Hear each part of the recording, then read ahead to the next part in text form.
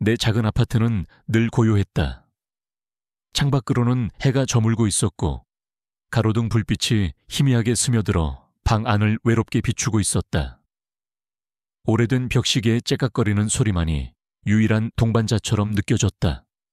식탁 위에는 김이 다 식어버린 컵라면이 놓여 있었다. 젓가락으로 면발을 휘저어 보았지만 먹고 싶은 생각은 들지 않았다. 차갑게 식어버린 면발처럼 내 삶도 그렇게 메말라가는 듯했다. 나는 식탁 의자에 기대앉아 낡은 서류철을 손에 쥐었다. 아버지의 이름이 적힌, 그리고 부패경찰이라는 낙인이 찍힌 그 서류. 몇 번을 읽고 또 읽었지만 그 어떤 문장에서도 아버지의 청렴했던 삶이 왜 이런 오명으로 뒤덮여야 했는지 납득할 수 없었다. 아버지의 얼굴이 흐릿한 사진 속에서 나를 바라보는 듯했다. 언제나 따뜻하고 정의로웠던 아버지. 그런 아버지가 어떻게 하루아침에 대중의 손가락질을 받는 부패한 경찰이 될 수 있었을까? 그때 현관문 밖에서 희미한 낑낑거리는 소리가 들려왔다. 잠시 망설였다. 지금 내 주머니 사정은 바닥을 기고 있었다. 컵라면 한 그릇도 사치라고 느껴질 만큼. 하지만 그 소리는 간절했다. 나는 결국 자리에서 일어나 현관문을 열었다.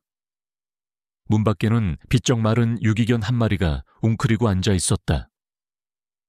갈비뼈가 앙상하게 드러나 보였고 눈빛은 두려움과 배고픔으로 가득했다. 이런, 너도 배가 많이 고프구나. 나는 낮은 한숨을 내쉬었다. 남은 컵라면으로는 어림도 없을 터였다. 나는 주머니를 뒤져보니 꼬깃꼬깃 접힌 1,000원짜리 몇 장이 전부였다. 이걸로 오늘 저녁을 버틸 수 있을지조차 의문이었다. 하지만 그 개의 눈을 외면할 수 없었다. 아버지가 살아계실 때 우리는 늘 어려운 이웃을 돕는 것을 당연하게 여겼다. 아버지는 길 잃은 동물을 보면 절대 그냥 지나치는 법이 없었다. 어릴 적 아버지가 비 오는 날 흠뻑 젖은 길고양이를 품에 안고 집에 돌아오셨던 기억이 선명했다. 그때 아버지는 말씀하셨다. 세상이 아무리 차가워도 작은 생명에게 따뜻한 손길을 내미는 것은 인간으로서의 가장 기본적인 도리란다. 나는 결국 그 돈을 들고 편의점으로 향했다. 비록 나 자신을 위해서는 아껴야 할 돈이었지만 이 작은 생명에게는 당장 필요한 것이었다. 편의점에서 가장 저렴한 사료 한 봉지를 사들고 돌아왔을 때 유기견은 여전히 그 자리에서 나를 기다리고 있었다. 나는 사료를 그릇에 담아주었고 걔는 허겁지겁 먹기 시작했다. 그 모습을 보면서 왠지 모를 뿌듯함과 함께 가슴 한편이 아릿하게 저려왔다. 아버지, 당신이라면 분명 이렇게 하셨겠죠. 밤은 깊어지고 나는 다시 컴퓨터 앞에 앉았다. 낡은 노트북 화면에는 복잡한 코드들이 가득했다. 내가 손가락을 움직일 때마다 키보드 소리가 고요한 방 안에 울려 퍼졌다. 아버지에게 물려받은 재능이었다. 아버지는 겉으로는 평범한 경찰관이었지만 실제로는 뛰어난 해킹 실력과 컴퓨터 공학 지식을 가진 숨은 천재였다. 어릴 적부터 아버지는 내게 컴퓨터의 원리와 코딩을 가르쳐 주셨다. 그때는 그저 재미있는 놀이라고 생각했지만 지금은 그것이 내게 남겨진 유일한 무기가 되었다. 나는 익숙하게 코드를 수정하고 새로운 프로그램을 만들었다. 내가 만든 프로그램은 단순한 해킹 도구가 아니었다. 그것은 복잡한 데이터 속에서 조작된 흔적을 찾아내고 숨겨진 진실을 파헤치는 디지털 탐정이었다. 지금 내가 들여다보고 있는 것은 아버지의 사건과 관련된 CCTV 영상 분석 자료였다. 경찰은 아버지가 뇌물을 받는 것처럼 조작된 CCTV 영상을 증거로 제시했다. 나는 그 영상의 원본을 확보하려고 수없이 시도했지만 번번이 실패했다. 마치 보이지 않는 거대한 손이 나를 막고 있는 듯했다. 작업을 마친 후 나는 침대 밑에서 낡은 나무 상자를 꺼냈다. 먼지가 쌓인 상자 안에는 아버지의 유품 몇 가지가 들어있었다. 낡은 손목시계, 빛바랜 가족 사진, 그리고 작은 USB 하나. 아버지는 돌아가시기 며칠 전 내게 이 USB를 건네주며 말씀하셨다. 무슨 일이 있어도 이건 절대 잃어버리지 마라. 언젠가 내게 큰 도움이 될 거다. 그때는 무슨 뜻인지 알 수 없었다. 단순히 아버지의 중요한 업무 자료일 것이라고 생각했다. 하지만 아버지가 돌아가신 후, 그리고 모든 것이 뒤바뀐 지금, 나는 이 USB에 왠지 모를 희망을 걸고 있었다. 이것이 아버지가 남긴 마지막 메시지일지도 모른다는 막연한 기대감. 나는 USB를 컴퓨터 포트에 꽂았다. 화면에는 알 수 없는 암호화된 파일들이 가득했다. 이것이 무엇이든 나는 반드시 이 안에 담긴 진실을 파헤칠 것이라고 다짐했다. 이 고요한 밤의 맹세는 폭풍이 몰아칠 미래의 서막이었다. 아버지의 장례식장은 차갑고 쓸쓸했다. 검은 상복을 입은 나는 영정 사진 앞에서 멍하니 서 있었다. 슬픔조차 사치가 되어버린 듯한 공허한 감각만이 나를 지배했다. 슬퍼할 겨를도 없이 나는 사람들의 차가운 시선과 수군거림 속에서 고통받아야 했다. 아버지의 동료들이라던 이들은 굳은 얼굴로 애써 나를 외면했고, 친척들은 조문객들 몰래 수군거리며 우리 가족의 불행을 안주 삼는 듯했다. 마치 우리가 세상의 가장 추악한 죄인이라도 되는 양. 아니 글쎄, 저 집 아버지가 뇌물을 얼마나 받아먹었으면 저 지경이 됐대. 저렇게 젊은 나이에 비명 행사한 것도 다 천벌 아니겠어? 쉿, 누가 들을라. 그래도 자식들 앞에서 너무 심한 말은 하지 마. 뭘 심해? 소문이 파다한데 뭘.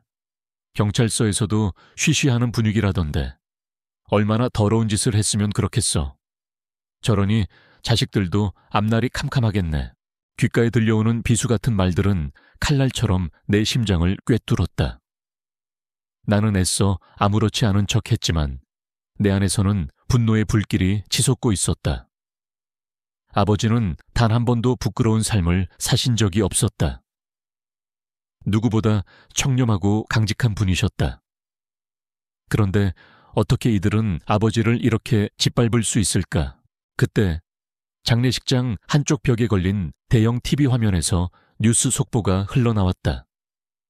아나운서는 무거운 표정으로 아버지의 사망 소식과 함께 그를 비리 경찰로 지목하는 수사 결과를 보도하고 있었다. 화면에는 아버지의 얼굴이 크게 클로즈업되어 있었다. 그 옆에는 마치 아버지가 누군가에게 돈뭉치를 건네받는 듯한 모습이 찍힌 흐릿한 CCTV 영상이 반복해서 재생되고 있었다. 구박정훈 경위는 생전 수많은 비리에 연루되어 왔으며 최근 내부 감사 중 이러한 비리 정황이 포착되어 수사를 받던 중 아나운서의 목소리가 내 귓가에 울렸다. 비리 경찰, 수사 중 사망. 이 모든 단어들이 마치 망치처럼 내 머리를 내리치는 듯했다. 나는 숨이 막혔다. 저 영상은 저건 분명 조작된 것이다. 나는 아버지의 모든 것을 알고 있었다. 아버지는 절대 그런 사람이 아니었다. 내 심장이 격렬하게 요동쳤다. 분노와 절망, 그리고 형언할 수 없는 배신감이 뒤섞여 나를 잠식했다. 옆에 서 있던 어머니의 어깨가 미세하게 떨리고 있었다. 어머니는 입술을 꾹 다문 채 흐르는 눈물조차 닦지 못하고 멍하니 TV 화면을 응시하고 있었다.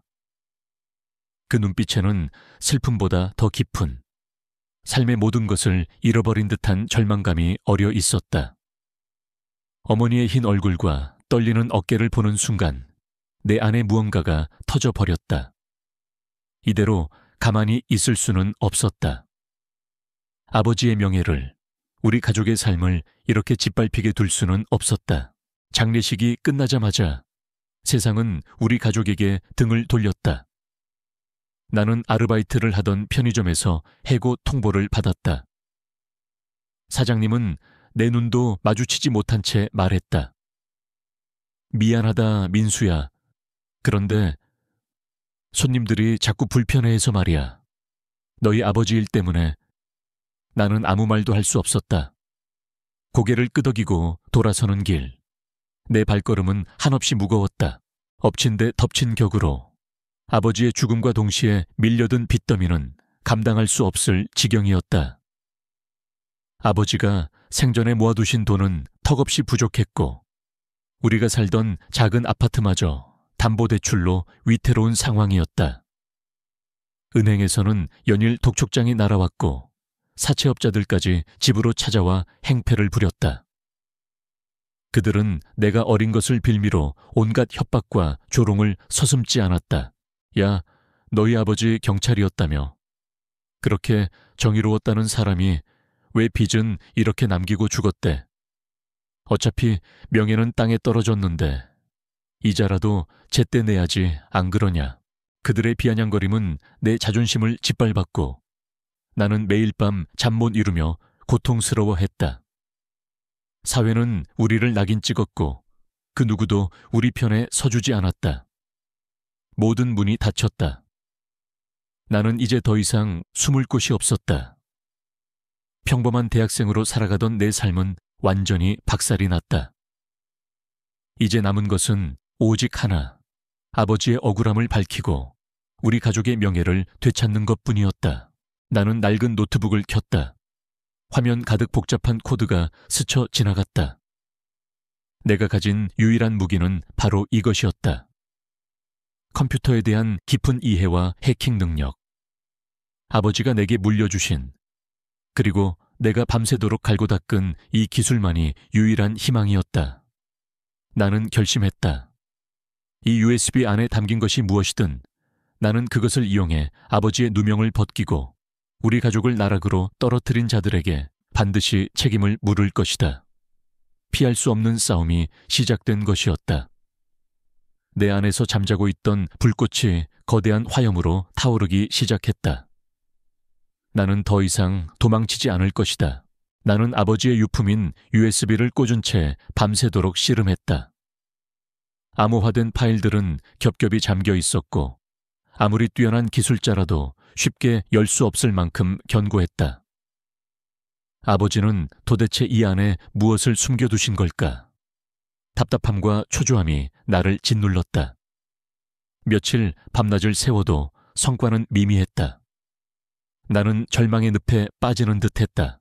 그러다 문득 아버지의 오랜 친구이자 과거 전설적인 해커였던 이민준 씨가 떠올랐다.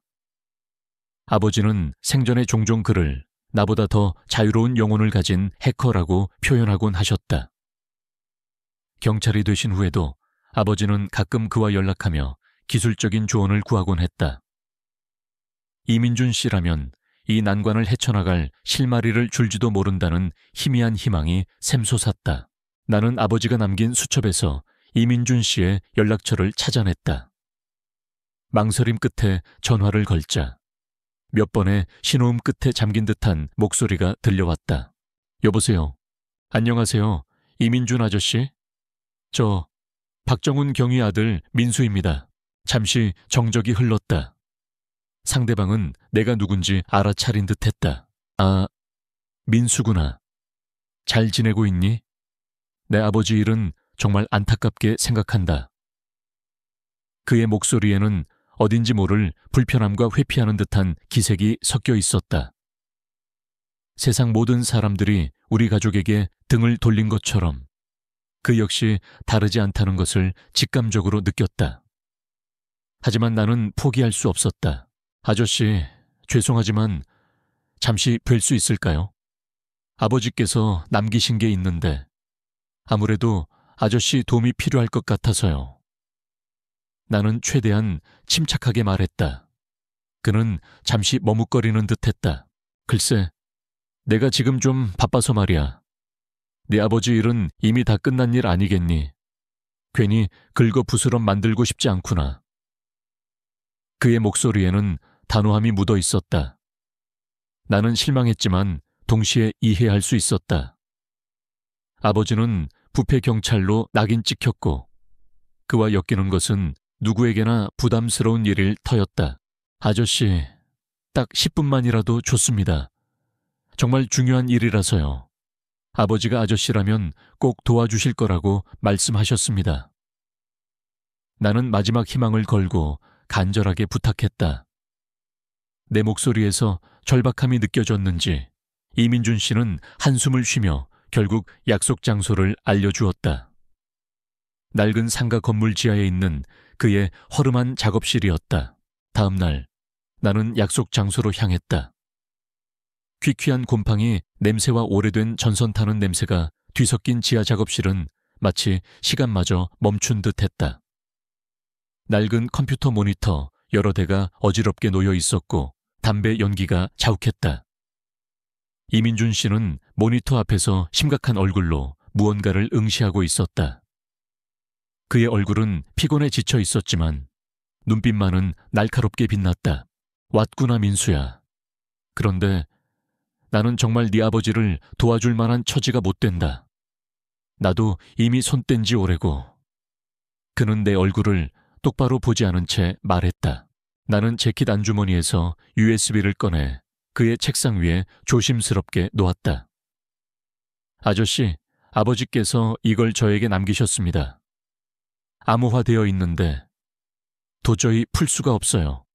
아버지가 이건 아저씨라면 풀 수 있을 거라고 하셨습니다.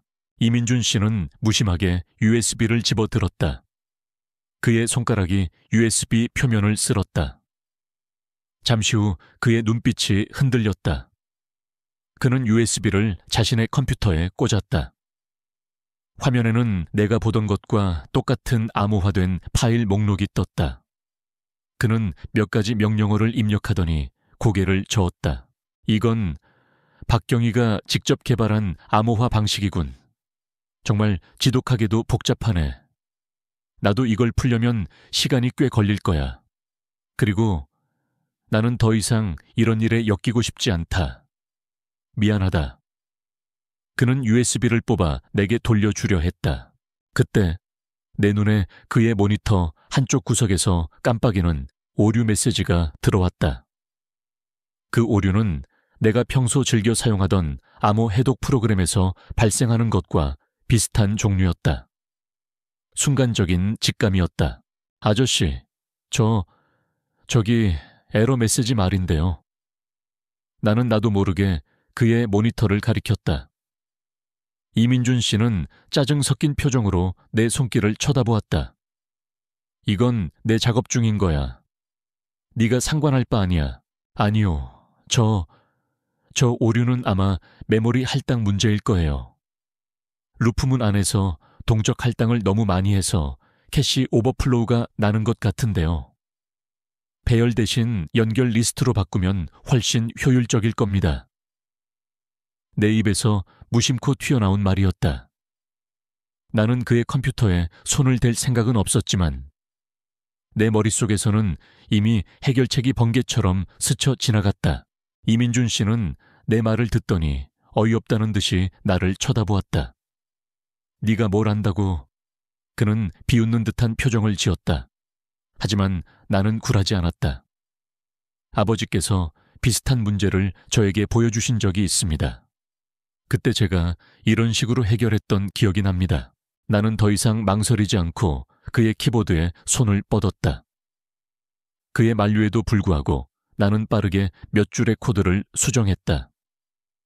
몇 초 만에 오류 메시지는 사라지고 프로그램은 언제 그랬냐는 듯이 원활하게 작동하기 시작했다.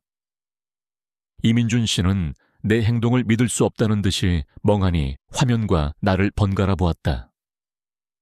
그의 얼굴에는 당혹감과 함께 희미한 놀라움이 스쳐 지나갔다. 이게 어떻게 된 거야? 네가 이걸 어떻게 알았지? 그의 목소리는 경외감으로 가득했다. 그는 자신이 며칠째 골머리를 앓던 문제를 내가 단 몇 초 만에 해결한 것에 충격을 받은 듯했다.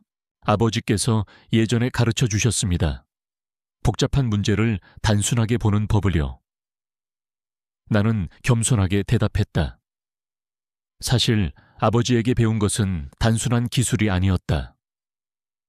그것은 문제의 핵심을 꿰뚫어보고 가장 효율적인 해결책을 찾아내는 통찰력이었다.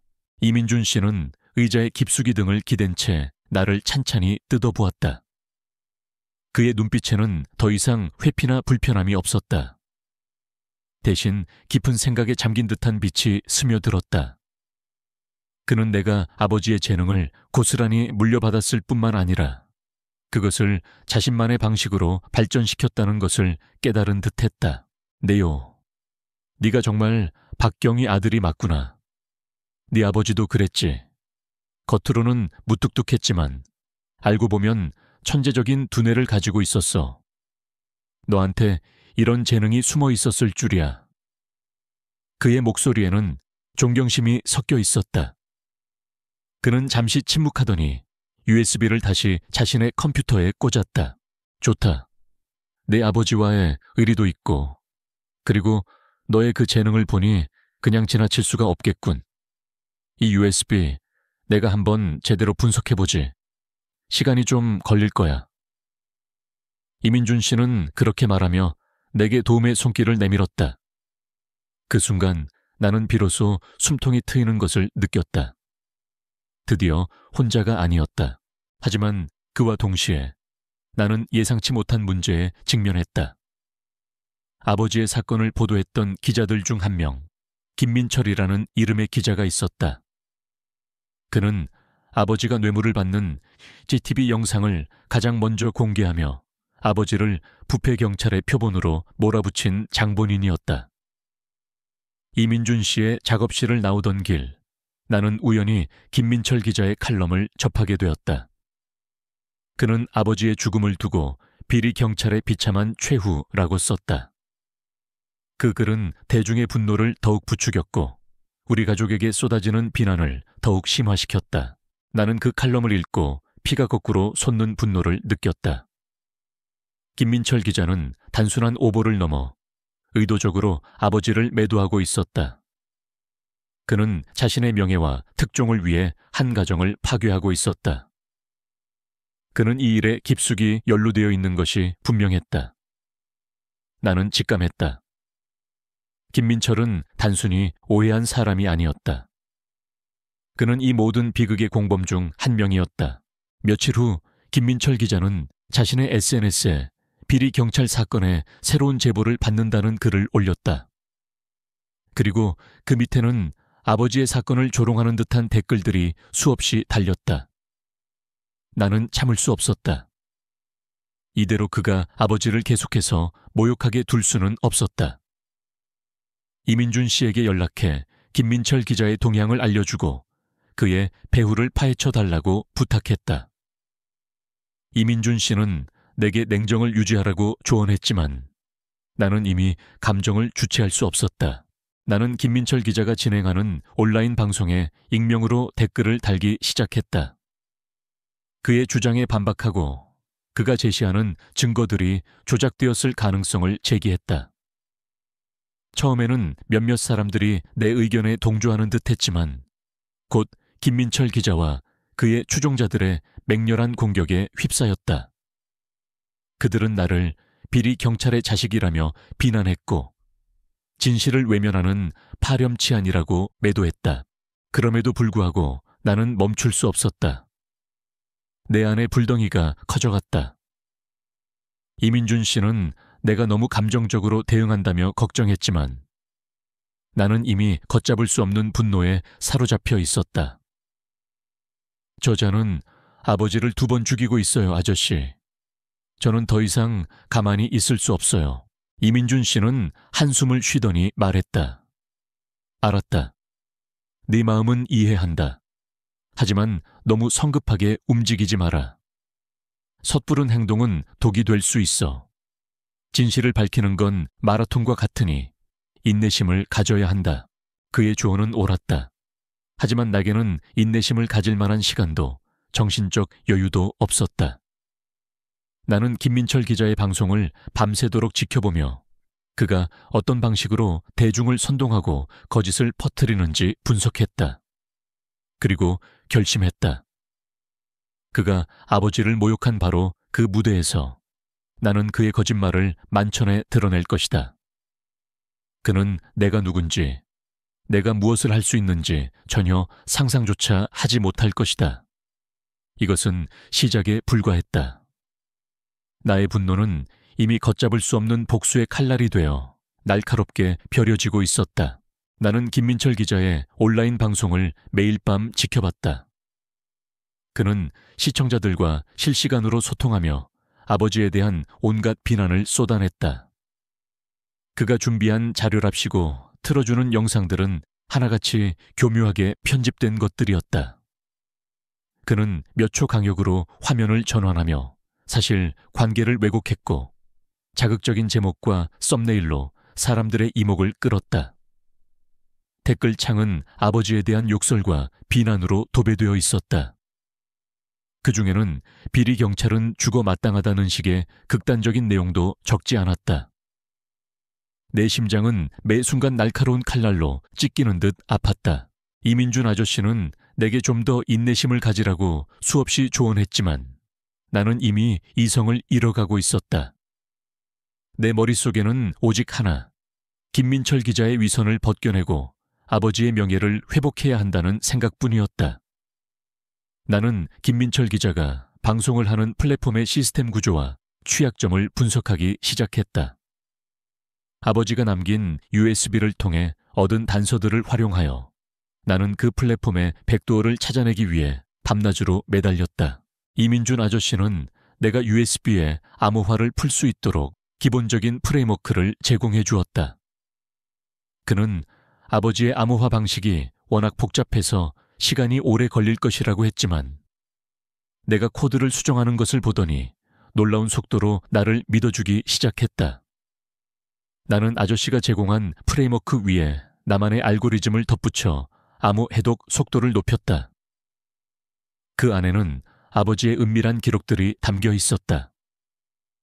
아버지의 비밀 장부처럼 보이는 파일들, 그리고 알 수 없는 통신 기록들.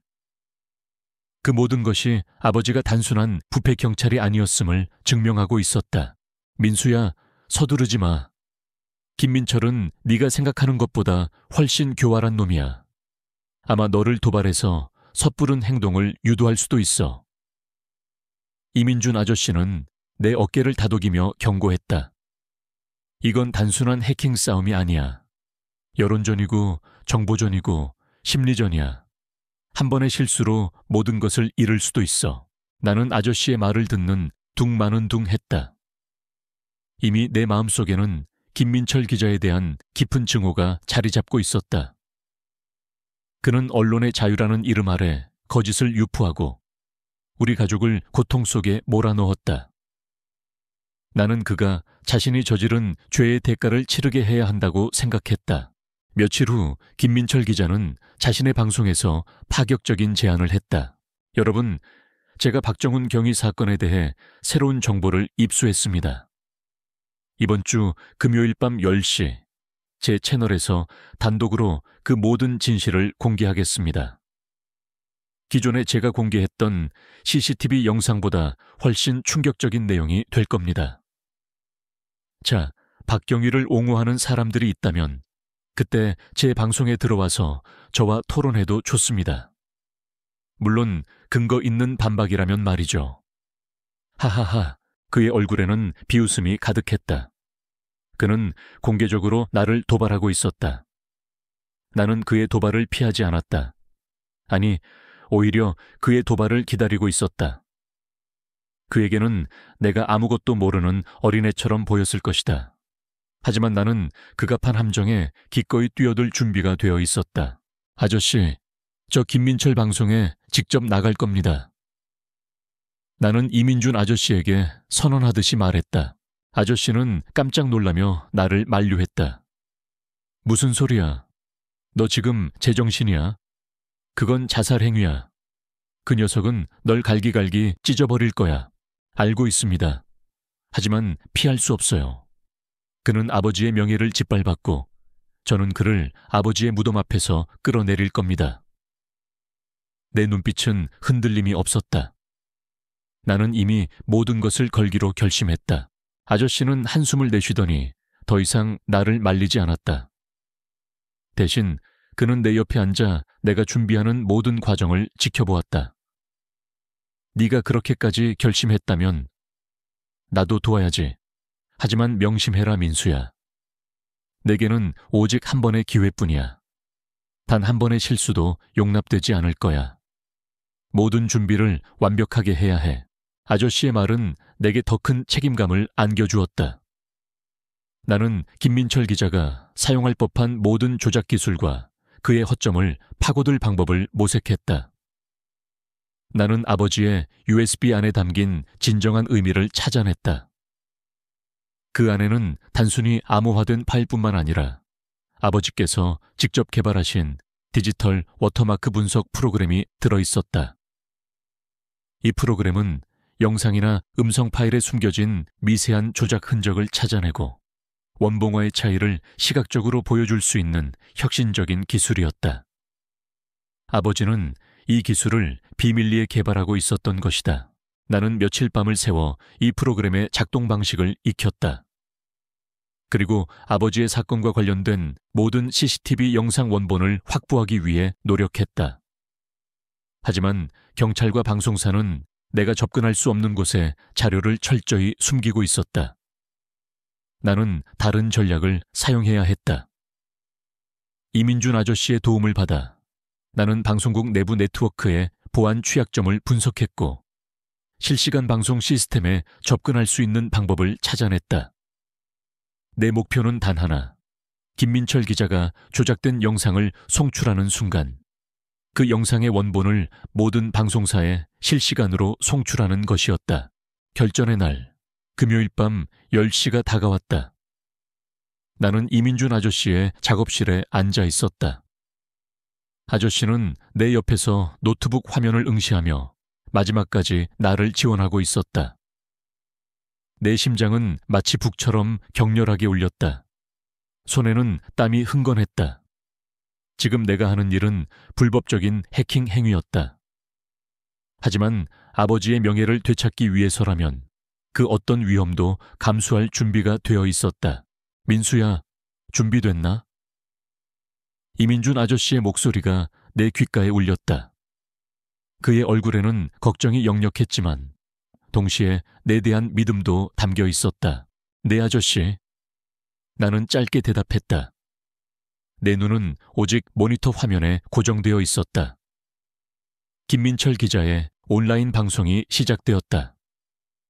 그는 여느 때처럼 여유로운 미소를 띠며 시청자들에게 인사했다. 여러분, 드디어 오늘입니다. 제가 그동안 숨겨왔던 박정훈 경위 사건의 충격적인 진실을 공개할 시간입니다. 이 영상이 공개되면 그를 옹호했던 모든 이들이 고개를 숙이게 될 겁니다. 그는 호들갑스럽게 외쳤다. 그의 뒤에 있는 대형 스크린에 CCTV 영상이 재생되기 시작했다. 그것은 내가 수없이 봤던 아버지가 뇌물을 받는 것처럼 조작된 영상이었다. 김민철 기자는 의기양양하게 영상을 설명하기 시작했다. 자, 보십시오. 박정훈 경위가 저 남자에게서 돈 가방을 건네받고 있습니다. 이보다 더 확실한 증거가 어디 있단 말입니까? 이 영상은 그가 얼마나 탐욕스러운 사람이었는지 명백히 보여줍니다. 시청자들은 열광적으로 환호했다. 댓글창은 김민철 기자를 칭송하는 내용으로 가득 찼다. 나는 이를 악물었다. 바로 지금이었다. 나는 손가락을 움직여 마지막 명령어를 입력했다. 내가 개발한 프로그램이 방송 시스템에 침투하여 원본 CCTV 영상을 찾아내고 그것을 모든 방송사 채널로 송출하기 시작했다. 이민준 아저씨는 내 어깨를 잡으며 숨죽이고 지켜보았다. 그의 눈빛에는 긴장감이 가득했다. 단 한 번의 오작동도 허용되지 않는 절벽 끝에서의 시험이었다. 김민철 기자의 흥분된 목소리가 스피커를 통해 작업실 안을 가득 채웠다. 그는 화면에 비친 조작된 CCTV 영상을 가리키며 열변을 토하고 있었다. 그의 얼굴에는 승리감과 확신이 가득했다. 시청자들의 댓글은 그의 주장에 동조하며 아버지에 대한 비난을 쏟아내고 있었다. 그 순간 내 손가락은 키보드 위에서 마지막 명령어를 입력했다. 엔터 키를 누르는 순간 내 심장이 쿵 하고 내려앉았다. 모든 것이 결정될 순간이었다. 김민철 기자는 의기양양하게 웃으며 자, 이제 이 영상을 보시고도 박정훈 경위가 무죄라고 주장할 수 있겠습니까? 라고 외쳤다. 바로 그때였다.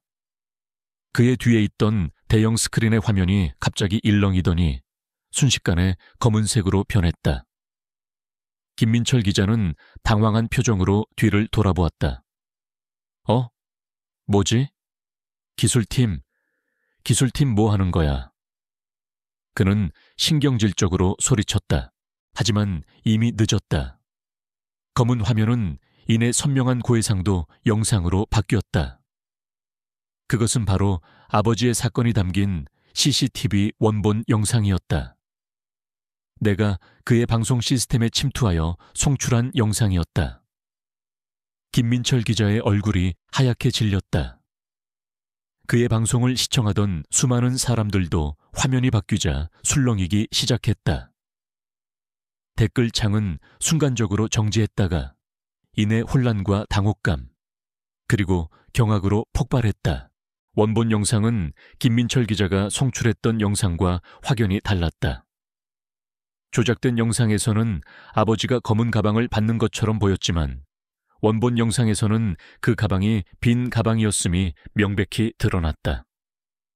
아버지는 누군가에게서 그 빈 가방을 건네받은 뒤 오히려 그 가방 안에 있던 무언가를 꺼내 다른 사람에게 건네주고 있었다. 그것은 돈 뭉치가 아니라 작은 USB와 서류 뭉치였다.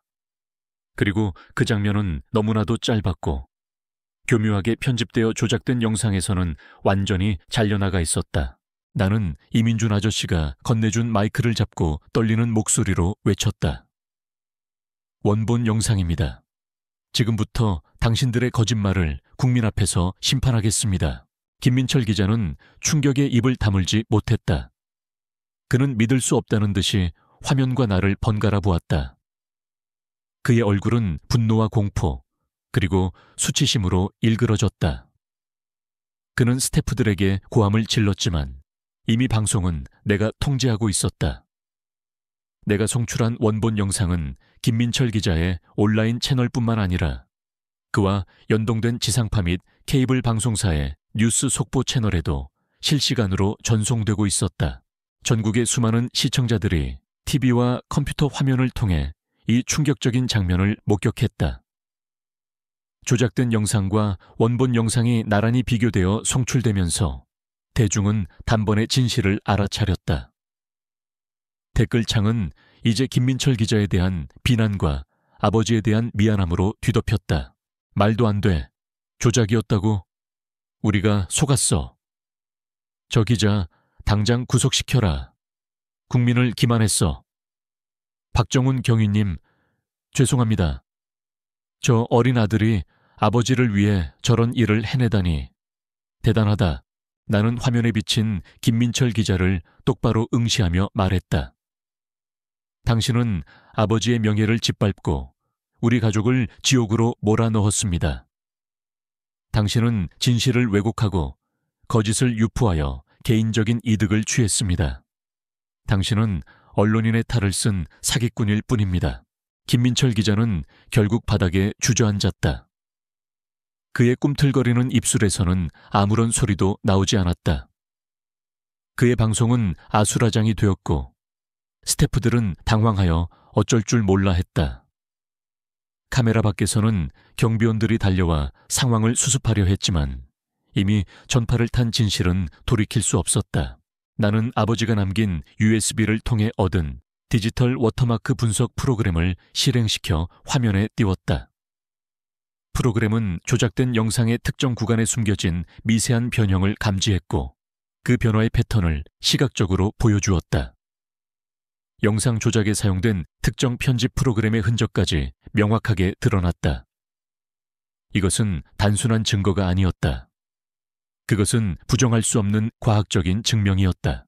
이 프로그램은 아버지께서 직접 개발하신 디지털 워터마크 분석 프로그램입니다.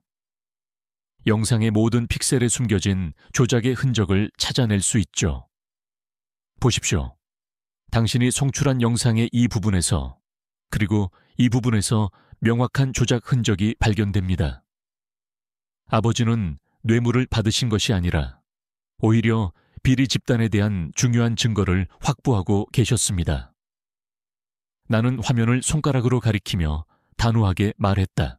이민준 아저씨는 내 옆에서 고개를 끄덕였다. 그의 얼굴에는 감격과 안도감이 뒤섞여 있었다. 그는 내가 이 모든 것을 해낼 것이라고 믿었지만 실제로 눈앞에서 펼쳐지는 광경은 그에게도 전율 그 자체였다. 박정훈 경위는 비리 경찰이 아니었습니다. 그는 오히려 비리를 파헤치던 정의로운 경찰이었습니다. 그는 자신을 희생하여 진실을 밝히려 했습니다. 그런데 당신들은 그런 아버지를 죽음으로 내몰고 그의 명예마저 짓밟았습니다. 내 목소리는 울분에 차 있었지만 동시에 강렬한 확신이 담겨 있었다. 방송은 완전히 내 통제 아래에 놓였다. 나는 김민철 기자에게 더 이상 발언권을 주지 않고 아버지의 명예를 회복하기 위한 마지막 메시지를 전했다. 나는 아버지의 노트에 적혀 있던 몇 줄의 메모를 읽어 내려갔다. 그것은 아버지가 비리 집단을 추적하며 기록했던 내용들이었다.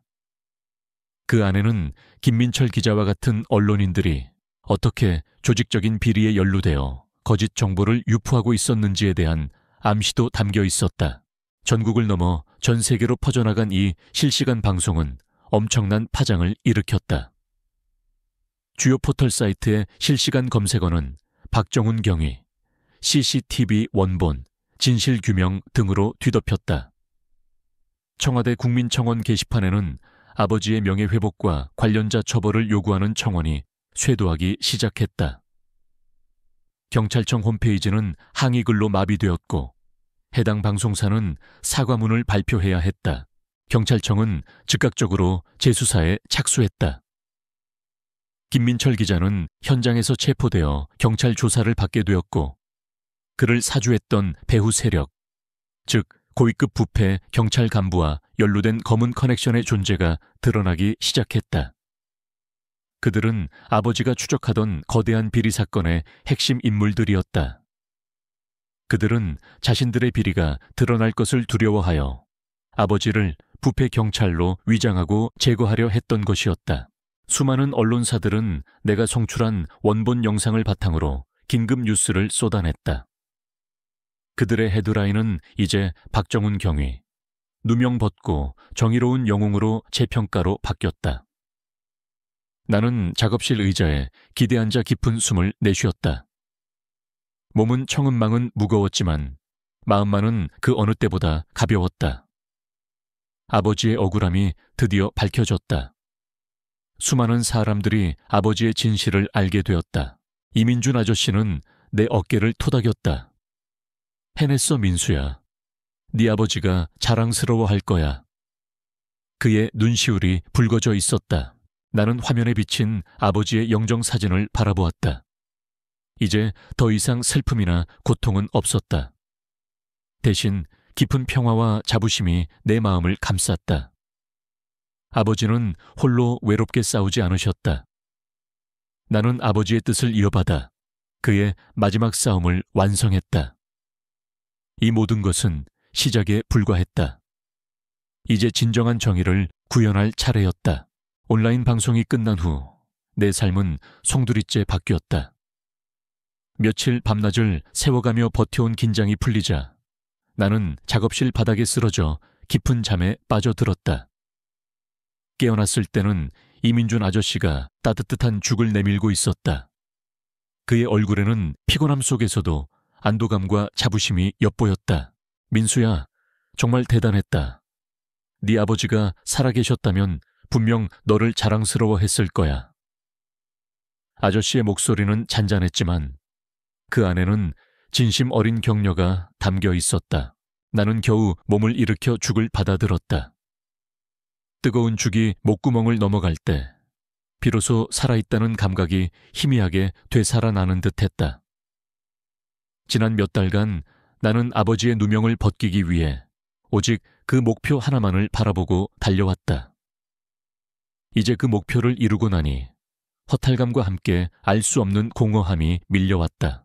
뉴스에서는 연일 아버지의 사건이 대서특필되었다. 부패경찰의 오명은 정의로운 영웅의 희생으로 바뀌었고 사람들은 아버지의 희생에 애도를 표하며 그의 명예를 기렸다. 김민철 기자는 구속되어 조사를 받고 있었고 그를 사주했던 경찰 간부들과의 검은 커넥션이 속속들이 드러났다. 거대한 비리 카르텔의 실체가 언론을 통해 만천에 공개되었고 관련자들이 줄줄이 구속되거나 조사받기 시작했다.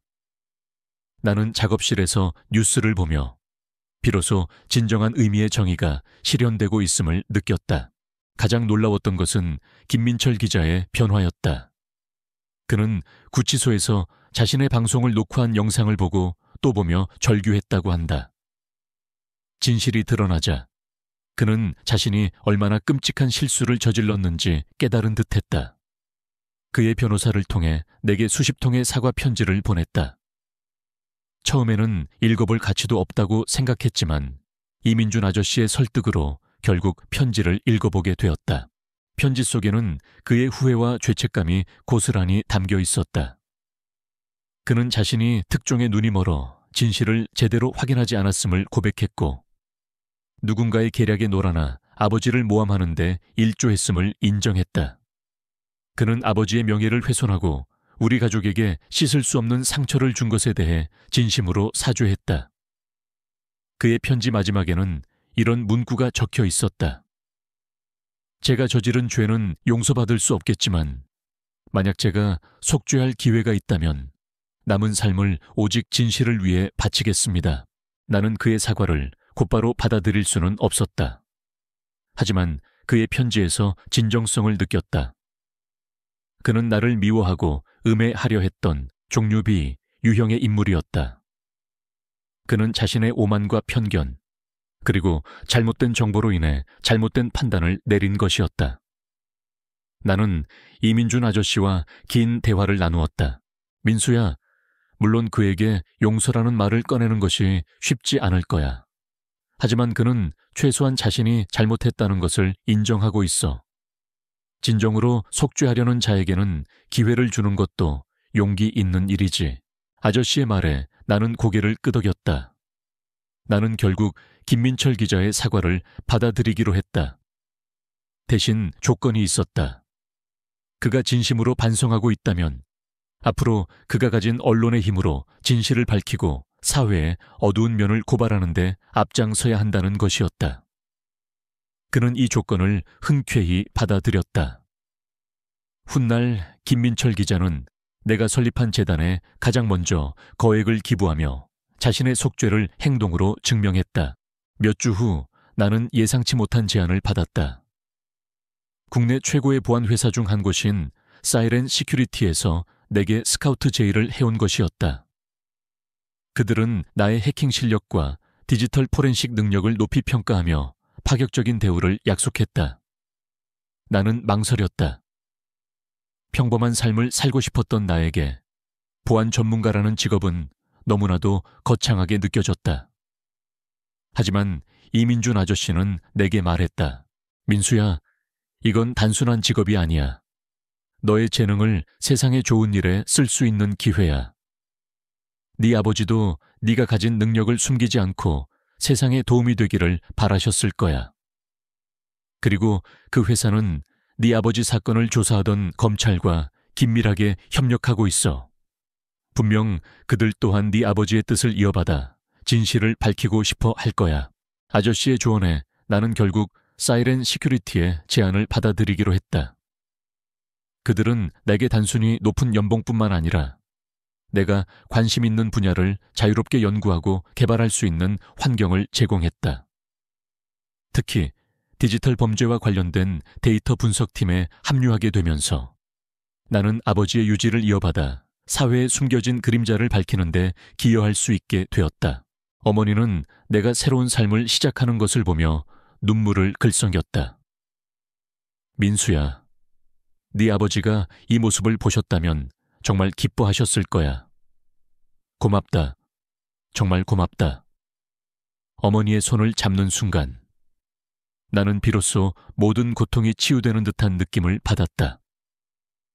우리 가족은 다시 평화를 되찾았고 무엇보다 아버지의 명예가 회복되었다는 사실이 나를 가장 기쁘게 했다. 며칠 후 나는 이민준 아저씨와 함께 아버지의 묘소를 찾았다. 맑은 가을 햇살이 묘비에 비치고 있었다. 아버지는 이제 더 이상 비리 경찰이라는 오명을 쓴 채 잠들어 있지 않았다. 그는 정의로운 박정훈 경위로 영원히 기억될 것이다. 아저씨, 아버지가 남기신 USB 안에 또 다른 파일이 있었습니다. 나는 묘비 앞에 앉아 작은 목소리로 말했다. 아버지는 단순히 비리 증거만 모으신 게 아니었습니다. 그는 디지털 시민 감시단이라는 프로젝트를 계획하고 계셨습니다. 일반 시민들이 디지털 기술을 활용하여 사회의 부조리를 고발하고 투명한 사회를 만들어 나가는 그런 프로젝트였습니다. 이민준 아저씨의 눈이 휘둥그레졌다. 박경휘, 정말 대단한 사람이었군. 그 어려운 와중에도 그런 큰 그림을 그리고 있었다니. 네, 저는 아버지가 못다 이루신 그 꿈을 제가 이어나가고 싶습니다. 나는 굳은 결심을 담아 말했다. 사이렌 시큐리티에서 얻는 지식과 기술, 그리고 재정적인 지원을 바탕으로 아버지의 뜻을 이어받아 박정훈 재단을 설립하려고 합니다. 디지털 기술을 이용해 사회 정의를 실현하고 억울한 피해자들을 돕는 재단으로 만들고 싶습니다. 이민준 아저씨는 말없이 내 어깨를 감쌌다. 그의 눈빛에는 따뜻한 지지와 깊은 이해가 담겨 있었다. 민수야, 네 아버지는 네가 어떤 선택을 하든 늘 응원하셨을 거야. 그리고 네가 옳은 길을 선택했다고 믿는다. 내가 도울 수 있는 일이라면 뭐든지 말해라. 그의 말에 나는 고개를 끄덕였다. 이제 나는 더 이상 혼자가 아니었다. 아버지의 뜻을 이해하고 지지해주는 이민준 아저씨, 그리고 새로운 시작을 함께할 동료들, 그리고 무엇보다 나를 믿어주는 어머니가 있었다. 나의 새로운 삶은 이제 막 시작된 것이었다. 그것은 단순히 복수를 넘어선 진정한 의미의 평화와 희망을 향한 여정이었다. 새로운 삶은 활기찼다. 사이렌 시큐리티에서의 내 일상은 숨가쁘게 돌아갔지만 매 순간 보람으로 가득했다. 나는 아버지에게 물려받은 재능을 활용하여 디지털 범죄자들을 추적하고 기업과 개인의 정보 보안을 지키는 데 기여했다. 특히 나는 아버지가 남기신 디지털 워터마크 분석 프로그램을 더욱 고도화시켜 조작된 영상과 음성 파일을 훨씬 더 빠르고 정확하게 식별할 수 있는 기술을 개발하는 데 주력했다. 이 기술은 수많은 법적 분쟁과 사기 사건에서 결정적인 증거로 활용되며 사회에 긍정적인 영향을 미쳤다. 직장에서의 성공만큼이나 중요한 것은 박정훈 재단의 설립이었다. 사이렌 시큐리티의 지원과 이민준 아저씨의 도움, 그리고 뜻밖에도 김민철 기자의 적극적인 참여 덕분에 재단은 빠르게 자리를 잡았다. 김민철 기자는 자신의 재산을 기부했을 뿐만 아니라 자신의 언론 네트워크를 활용하여 재단의 취지를 널리 알리는 데 앞장섰다. 그는 과거 자신이 저지른 잘못에 대한 진정한 속죄를 행동으로 보여주었다. 그의 진심 어린 노력은 많은 사람들에게 감동을 주었고 재단에 대한 대중의 신뢰를 쌓는 데 큰 역할을 했다. 재단의 첫 번째 프로젝트는 억울한 디지털 피해자 지원이었다. 나처럼 디지털 조작으로 인해 명예가 훼손되거나 피해를 입은 사람들을 돕는 것이 주요 목표였다. 우리는 법률 전문가들과 IT 보안 전문가들을 연결해주고 필요한 기술적 지원과 심리 상담을 제공했다. 매주 수요일 저녁, 나는 재단 사무실에서 직접 상담을 진행했다. 다양한 사연을 가진 사람들이 찾아왔다. 그들의 얼굴에는 절망과 분노가 가득했지만 재단의 도움으로 희미하게나마 희망의 빛을 찾아가는 모습을 보며 나는 큰 보람을 느꼈다. 어느 날 나는 재단 사무실에서 한 젊은 여성과 상담을 하고 있었다. 그녀는 얼굴 없는 누군가에게 사생활 영상이 유포되어 극심한 고통을 겪고 있었다. 그녀의 눈에는 눈물이 가득했고 목소리는 불안정하게 떨렸다. 저는 이제 어떻게 살아야 할지 모르겠어요. 모든 사람들이 저를 손가락질해요. 마치 제가 세상에서 가장 더러운 사람이라도 되는 것처럼. 그녀는 흐느끼며 말했다. 나는 그녀의 손을 잡고 눈을 마주쳤다. 괜찮습니다. 당신은 아무 잘못이 없습니다. 가해자들이 잘못한 겁니다. 우리는 당신이 다시 일어설 수 있도록 도울 것입니다. 당신은 혼자가 아닙니다. 저도 당신과 같은 고통을 겪었습니다. 하지만 저는 포기하지 않았고 결국 진실을 밝혀냈습니다. 당신도 할 수 있습니다. 내 진심 어린 위로에 그녀는 겨우 고개를 들었다. 나는 곧바로 우리 재단의 기술팀과 법률팀을 연결해 주었고 그녀의 사건을 해결하기 위해 총력을 기울였다. 며칠 후 우리는 그녀의 영상을 유포한 범인을 찾아냈고 그를 법의 심판대에 세울 수 있었다. 그녀는 나중에 재단을 찾아와 감사의 눈물을 흘렸다. 덕분에 다시 살 용기를 얻었습니다. 정말 감사합니다. 그녀의 말 한마디가 내게는 세상 무엇과도 바꿀 수 없는 큰 선물이었다. 어머니는 이제 완전한 평화를 찾으셨다. 아버지가 남기신 빚은 모두 청산되었고 우리는 이전보다 훨씬 넓고 밝은 아파트로 이사했다. 어머니는 재단의 자원봉사자로 활동하며 나와 함께 다른 이들을 돕는 일에 적극적으로 참여하셨다. 어머니의 얼굴에는 다시 미소가 피어났고 나는 그런 어머니를 보며 진정한 행복을 느꼈다. 우리 가족은 이제 더 이상 과거의 그림자에 갇혀있지 않았다. 어느덧 몇 년의 시간이 흘렀다. 나는 사이렌 시큐리티의 핵심 개발자로 성장했고 박정훈 재단은 전국적으로 유명한 비영리 단체가 되었다. 나는 더 이상 어린 학생이 아니었다. 어엿한 한 사회인이자 아버지의 유지를 이어받아 사회에 선한 영향력을 끼치는 사람이 되어 있었다. 나는 여전히 가끔 아버지의 낡은 USB를 꺼내본다. 그 안에는 아버지의 마지막 염원이 담겨 있었다. 기술은 사람을 돕는 데 사용되어야 한다. 진실은 반드시 밝혀져야 하며 정의는 반드시 승리한다. 아버지의 말씀은 나의 삶의 나침반이 되었다. 어느 화창한 봄날, 나는 재단의 새로운 프로젝트 발표회에 참석했다. 이 프로젝트는 디지털 리터러시 교육으로 일반 시민들에게 디지털 기술의 올바른 활용법과 정보 분별 능력을 가르쳐 디지털 세상에서 스스로를 보호할 수 있도록 돕는 것이 목표였다. 강당은 발 디딜 틈 없이 많은 사람들로 가득 찼다. 나는 단상에 서서 마이크를 잡았다. 안녕하십니까? 박정훈 재단 이사장 박민수입니다. 내 목소리는 떨림없이 단호하고 명확했다. 나는 아버지의 이야기를 시작으로 우리가 왜 이 프로젝트를 시작하게 되었는지 설명했다. 나는 기술이 가진 양면성을 강조하며 어떻게 하면 기술이 우리 사회를 더욱 투명하고 정의롭게 만들 수 있는지에 대해 이야기했다.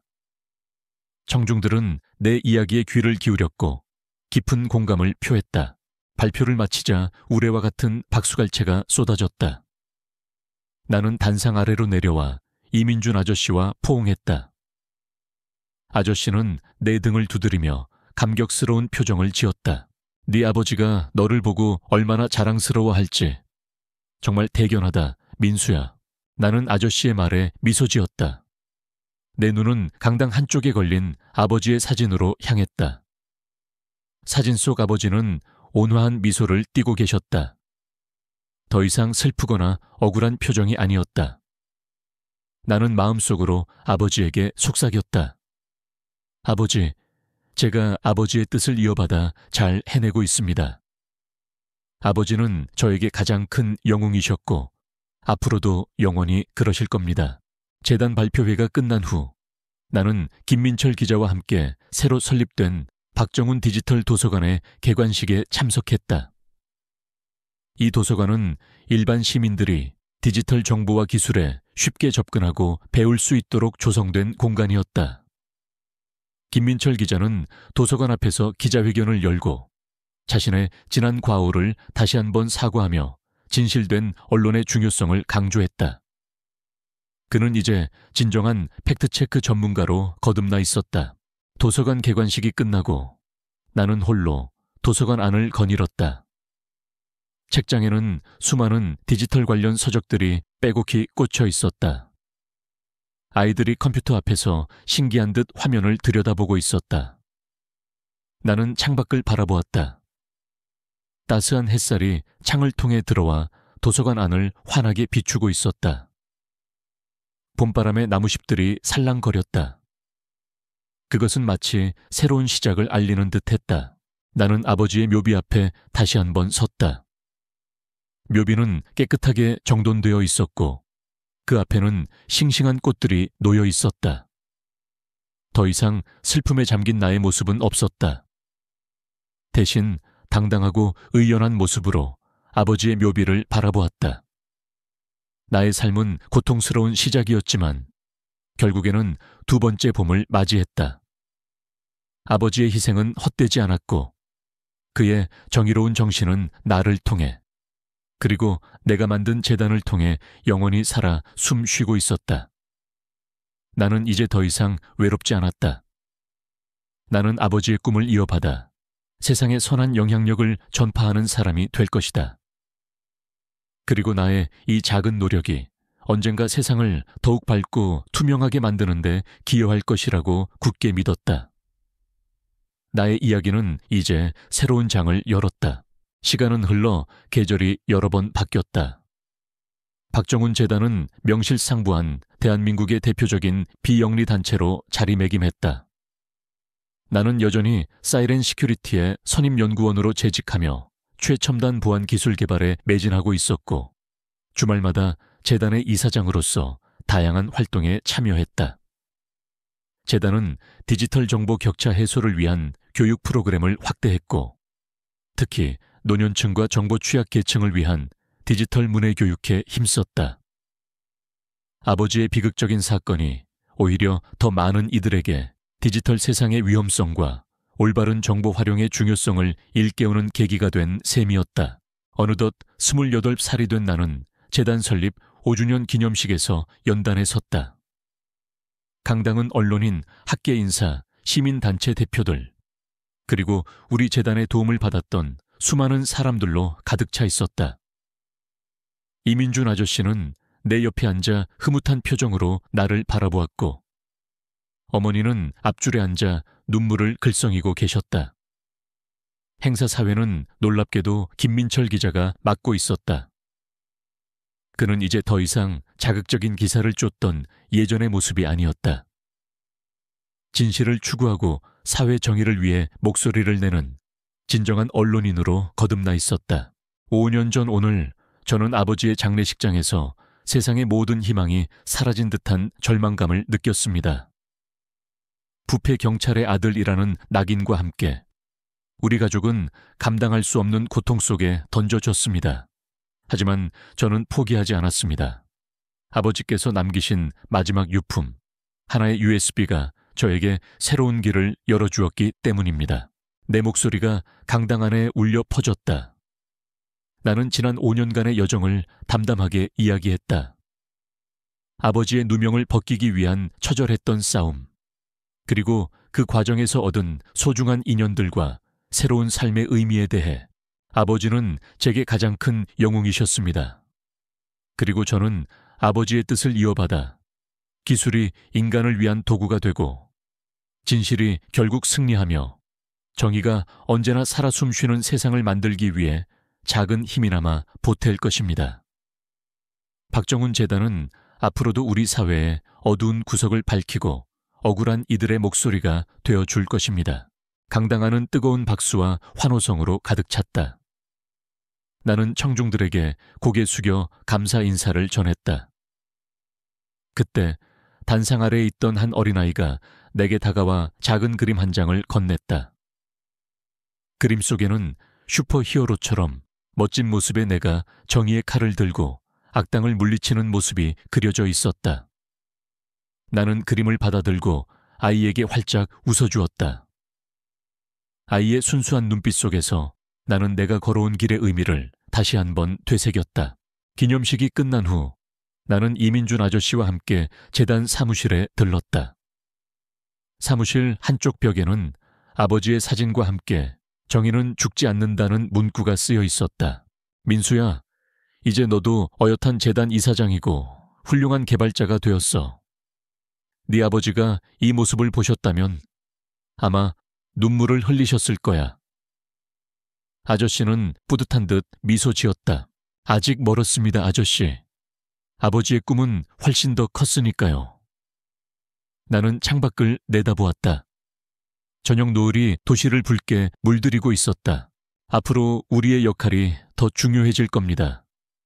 기술은 계속 발전하고 그만큼 새로운 형태의 범죄도 생겨날 테니까요. 우리는 항상 한 발 앞서 나가야 합니다. 나는 노트북을 켜고 재단의 다음 프로젝트 계획서를 열었다. 인공지능 기반의 가짜뉴스 판별 시스템 개발. 아직 갈 길이 멀었지만 나는 두렵지 않았다. 내 옆에는 든든한 동료들과 이민준 아저씨가 있었고 내 뒤에는 내가 지켜야 할 진실과 정의가 있었다. 밤이 깊어지자 나는 잠시 밖으로 나와 재단 건물 옥상에 섰다. 밤하늘에는 수많은 별들이 반짝였다. 그중 가장 빛나는 별 하나가 마치 아버지처럼 나를 지켜보고 있는 듯했다. 나는 주머니에서 아버지의 낡은 USB를 꺼내 손에 쥐었다. 이 작은 USB 하나가 내 삶의 모든 것을 바꾸어 놓았다. 나는 이제 과거의 어둠에 갇혀 있지 않다. 나는 아버지가 남기신 유산을 이어받아 빛을 향해 나아가고 있었다. 나의 이야기는 아버지의 억울함을 푸는 것으로 끝난 것이 아니었다. 그것은 진실을 찾아내고 정의를 실현하며 사람들에게 희망을 선사하는 끝나지 않은 이야기였다. 오늘 당신이 보고 있는 이 영상은 당신의 인생을 바꿀 수 있습니다. 진실을 외면하지 마세요. 당신의 작은 관심이 세상을 바꿀 수 있습니다. 지금 바로 이 채널을 구독하고 좋아요를 누르고 알림 설정을 해서 진실을 향한 저희의 여정에 함께 해주세요. 당신의 참여가 바로 정의의 시작입니다.